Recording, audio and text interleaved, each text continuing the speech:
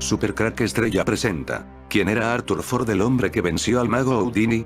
Tras varios años luchando contra lo paranormal, Houdini ideó un código secreto que compartió con su esposa Beatrice, el cual se basaba en 10 palabras secretas extraídas de una carta que Houdini había recibido de Conan Doyle.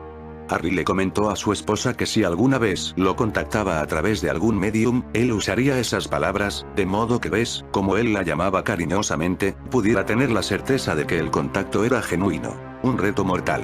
A pesar de los riesgos que corría Houdini en sus números de escapismo, la muerte no le sobrevino al no poder quitarse las esposas en una de sus actuaciones, como cuenta la leyenda. Al parecer, en octubre de 1926, unos estudiantes universitarios se dirigieron a él mientras descansaba tras haber terminado uno de sus espectáculos. Uno de ellos le retó a recibir unos cuantos golpes en el abdomen para comprobar si su resistencia física era tan grande como se decía. El mago aceptó sin miedo. Sin embargo, antes de que estuviera preparado para ello, recibió un primer puñetazo muy fuerte de un estudiante canadiense llamado Jocelyn Gordon Whitehead, del que se dijo que había sido una estrella del boxeo en su universidad. La historia cuenta que, si bien Houdini aguantó el envite como el buen actor que era, estos golpes le provocaron una rotura del apéndice, el cual, al parecer, ya tenía inflamado. Cabe la posibilidad de que, simplemente, al recibir los golpes estos convirtieran su apendicitis en una peritonitis. Aunque se forjó la leyenda de que Houdini murió en uno de sus números al no poderse quitar unas esposas, en realidad la muerte le sobrevino tras recibir un golpe inesperado en el abdomen. Houdini era muy terco y muy poco consciente de su estado de salud en ese momento, por lo que, a pesar de los dolores y de la fiebre que tenía, siguió con sus espectáculos de magia. En uno de ellos no pudo aguantar más y se desmayó. Fue hospitalizado de inmediato, y el parte emitido por el servicio médico confirmaba el diagnóstico: una peritonitis muy grave.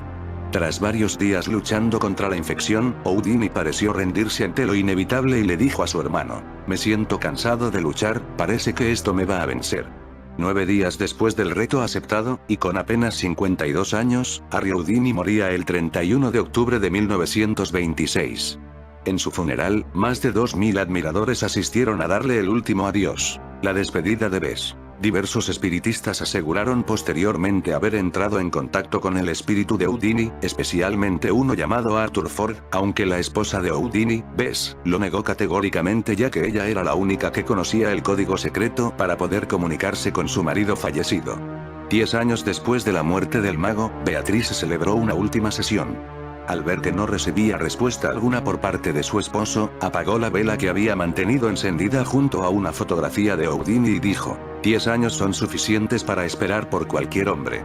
Desde entonces, es tradición entre los magos celebrar sesiones en las que se invoca al espíritu de Houdini cada 31 de octubre. Otros cuentan pero a Houdini los espíritus le habían sentenciado.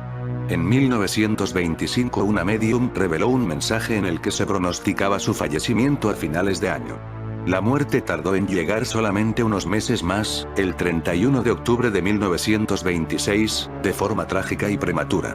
Su esposa Bess se aferró a un último resquicio de fe y siguió con el plan previsto. Ella y su marido habían creado un código secreto que guardaron celosamente con el fin de que sirviese de prueba cuando el superviviente de la pareja intentase contactar con el otro. El asesor de Bess para llevar a cabo la tarea fue un viejo conocido. Sir Arthur volvía para un último encuentro con su amigo muerto. El hecho de que su esposa Bess, obsesionada con la figura de su marido y dispuesta a contactar con él al precio que fuese, estableciera nuevos contactos con Doyle, confiere a la historia un punto de sarcasmo y de mala leche. Parece la venganza post-mortem del astuto Doyle, remarcan desde la felguera. El final de la historia no queda muy claro. Unas partes dicen que un misterioso hombre llamado Arthur Ford logró descifrar el código y Bess terminó por creer.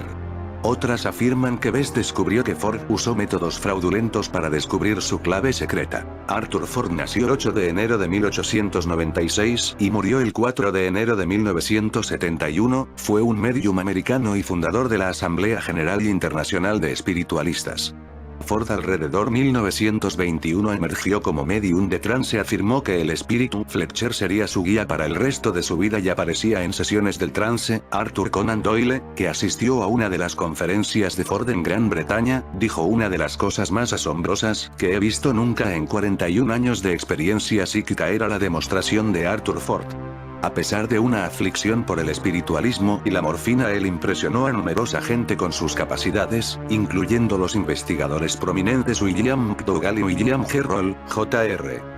De la Fundación para la Investigación de Psichical, él también viajó extensamente para demostrar su mediumismo físico y en Gran Bretaña visitó The Churches Fellowship for Psychical and Spiritual Studies. En 1955 Ford era activo en la formación de una organización similar en los Estados Unidos, Spiritual Frontiers Fellowship. Arthur Ford predijo que un nuevo Mesías surgiría a orillas del río del Jaguar en Sudamérica. Sobre el mismo, destacó que conocía muy bien el arte de los números, que conocía el código Houdini y que llevaba el apodo de un dios griego relacionado con los placeres. De niño no experimentó ningún episodio psíquico importante, salvo que en ocasiones podía adelantarse a lo que otras personas estaban a punto de decir. Fue introducido en la religión, pero siempre hizo enojar a los clérigos locales con preguntas relacionadas con las doctrinas de la Iglesia, especialmente las vinculadas a la vida después de la muerte. Fue excomulgado de la Iglesia Bautista a los 16 años. En 1917 entró en la Universidad Transilvania, Lexington, Kentucky, mediante una beca y con la intención de convertirse en ministro. Su educación fue interrumpida por el ingreso de los Estados Unidos en la Guerra Mundial. Ford se alistó en el ejército en 1918. Dentro del ejército ascendió hasta el rango de 2 teniente, pero no estuvo incluido entre los soldados que fueron a combatir. Aunque nunca entró en acción en Europa, sí vio desde muy cerca la mortandad provocada por la epidemia de influenza, posteriormente conocida como la gripe española, que asoló los campamentos militares. Fue entonces cuando comenzó a tener visiones acerca de los que iban a morir de gripe y al mismo tiempo escuchaba los nombres de los soldados que caerían en acción en Europa. Durante varios meses, Ford creyó que se estaba volviendo loco. No fue hasta que regresó a sus estudios en la universidad que el Dr. Elmer Snoddy, un profesor de psicología, le sugirió que podría estar experimentando fenómenos extrasensoriales. En 1922, Ford se casa con Sally Stewart, y es ordenado ministro de la Iglesia de los Discípulos de Cristo en Barbourville, Kentucky.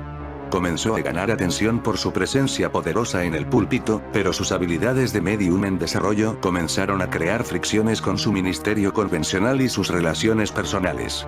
Después de 5 años de matrimonio, Ford se divorció y abandonó la iglesia para iniciar el estudio acerca de la vida después de la muerte. Los talentos espiritistas de Ford eran espontáneos e indisciplinados, sin embargo, aprendió del gran hindú yogi Paramahansa Yogananda, 1893-1952, cómo alcanzar un estado de trance yogic y lograr control sobre sus habilidades psíquicas.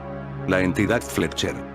En 1924, Ford encontró otra importante influencia en su vida, la entidad Fletcher. Esta entidad espiritual era reconocida por Ford como un amigo de la infancia que murió en combate durante la Guerra Mundial. Con el advenimiento de la entidad Fletcher, Arthur A. Ford inició un nuevo camino en su vida que lo conduciría al mundo de la fama. Todo parece indicar que esta persona llamada entidad Fletcher, era un viajero de tiempo, que durante la vida de Arthur Ford estuvo con él. Por esta razón Arthur Ford, cuando era niño podía saber lo que ibas a decir antes de que lo dijeras. Él ya había visto el futuro, conocía la conversación, que luego llevaba al pasado, de la misma forma conocía quién iba a morir. Realizaba un salto en el tiempo con esta entidad Fletcher, que era una persona de carne y hueso, con el nombre en clave entidad Fletcher. A final de la década de 1920, Ford estableció la primera iglesia espiritista de Nueva York, la primera de numerosas iglesias y organizaciones espirituales que fundaría o dirigiría. Personajes como Sir Arthur Conan Doyle, 1859-1930, lo nombraron como uno de los mediums más asombrosos de todos los tiempos. En 1929, Ford recibió un mensaje que creyó originado por el espíritu de Harry Houdini, 1874-1926, y se lo hizo saber a la señora Houdini. Inmediatamente una feroz tormenta de argumentos en pro y en contra estalló en la prensa. Era bien conocido que antes de su muerte, Houdini había dejado un mensaje codificado con su esposa el cual intentaría hacerle llegar desde más allá de la tumba, para probar la existencia de vida después de la muerte. Algunos escritores disputaron la autenticidad de la comunicación transmitida por Ford, mientras que otros citaron a la viuda de Houdini diciendo que el mensaje no era correcto. No obstante, el 9 de febrero de 1929, según los simpatizantes de Ford, Beatrice Bess Houdini escribió: a pesar de cualquier declaración hecha en su contra, deseo declarar que el mensaje en su totalidad, y de acuerdo a la secuencia, dado por Arthur Ford a mi persona, es el mensaje correcto preacordado entre Mr. Houdini y yo. Él pudo saber el mensaje secreto gracias a que podía realizar estos viajes en el tiempo, de esta forma viajo al pasado al justo momento de donde salió el mensaje secreto. El mensaje en cuestión era Rosabelle Believe. Sin embargo, los detractores de Ford argumentaron que no había nada de paranormal en el hecho de que el mensaje fuera entregado correctamente, ya que Houdini no había susurrado nada a Ford, sino que este último había estudiado detalladamente una entrevista que había dado Bess Houdini el año anterior, en la que inadvertidamente había revelado el código a varios reporteros, al explicar que el código estaba basado en una vieja rutina de lectura de mentes que empleaba una forma secreta de deletreo. Otra gran controversia envolvió a Ford cuando la entidad Fletcher estableció comunicación con el hijo del obispo James A. Pike, quien se había suicidado en febrero de 1966 a la edad de 22 años, durante una sesión el 3 de septiembre de 1967. Esta sesión en particular tuvo lugar en Toronto, Ontario, y fue única desde el punto que no fue limitada a una habitación arropada y oscura, sino que fue grabada y televisada por CTV, la red privada de televisión de Canadá. Allen Spraguet, el editor de religión del Toronto Star y un antiguo pastor de la Iglesia Unida del Canadá, United Church of Canada, organizó la sesión y luego le dijo a la prensa asociada, Associated Press, que durante la sesión había existido una fuerte evidencia de comunicación con los muertos, o de percepción extrasensorial cuando menos. Esta entidad Fletcher era el viajero del tiempo que estaba con Jennifer Fairgate, Lois Fairgate, el mismo que aparece en un combate de boxeo. El video que muestra el combate entre Mike Tyson y Peter McNeely en 1995 se vuelve viral por una persona que está grabando o sacando fotos con un aparato similar a un smartphone. Este viajero del tiempo era Lois Fairgate, conocido con el nombre en clave de Fletcher. En fin, amigos de Supercrack Estrella, si el video te gustó, pulgar arriba.